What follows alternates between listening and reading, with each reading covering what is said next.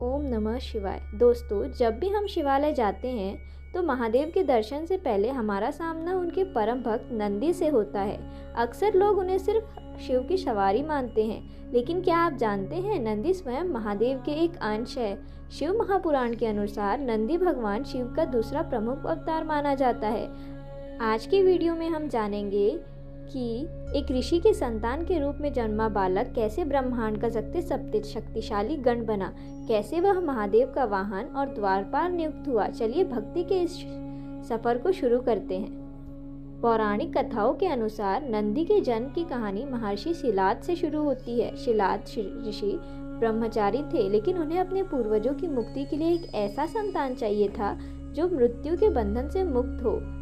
उन्होंने इंद्रदेव की तपस्या की, लेकिन इंद्र ने कहा कि जन्म लेने वाला हर प्राणी मृत्यु को प्राप्त होता है, यह वरदान केवल महादेव ही दे सकते हैं। तब शिलाद ऋषि ने वर्षों तक महादेव की घोर तपस्या की।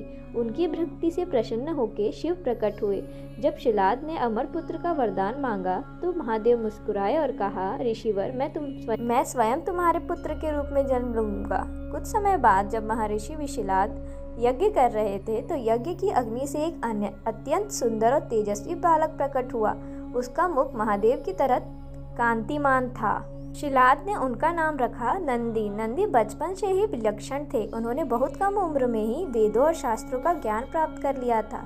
लेकिन कहानी में मोड़ तब आया जब दो दिव्य ऋषि मित्र और वरुण शिलाद के आश्रम आए। उन्होंने नंदी को देखा और भविष्यवाणी की, इस बालक की आयु बहुत कम है और यह जल्द ही मृत्यु को प्राप्त हो जाएगा। यह सुनकर महर्षि शिलाद गहरे शोक में डूब गए। जब नंदी को पता चला उनके पिताजी दुखी हैं, तो उन्होंने हंसते हुए कहा, पिताजी, आपने मुझे महादेव के आशीर्वाद से पाया है, तो मेरी रक्षा भी वही करेंगे।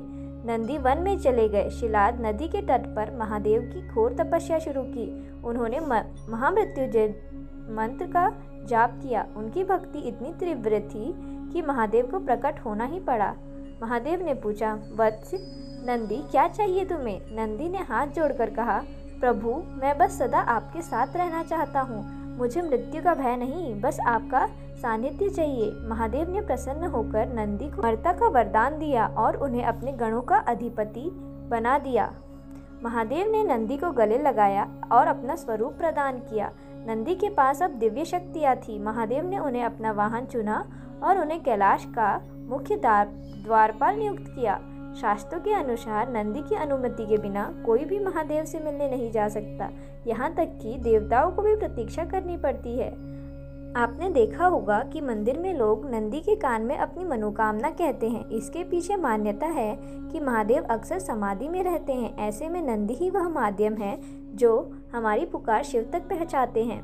तो दोस्तों, यह थी महादेव के दूसरे अवतार नंदी महाराज की गाथा। नंदी ने हमें सिखाते हैं कि अटूट विश्वास और भक्ति से हम मृत्यु को भी जीत सकते हैं और साक्षात ईश्वर को प्राप्त कर सकते हैं। अगली बार जब आप नंदी के दर्शन करें तो याद रखिएगा, आप शिव से सबसे प्रिय अंश के सामने खड़े हैं। अगर आपको यह जानकारी अच्छी लगी हो तो वीडियो को लाइक करें और कमेंट में हर हर महादेव लिखना ना भूलें। ऐसी ही आध्यात्मिक कहानियों के लिए हमारे चैनल को सब्सक्राइब करें। मिलते हैं अगले वीडियो में।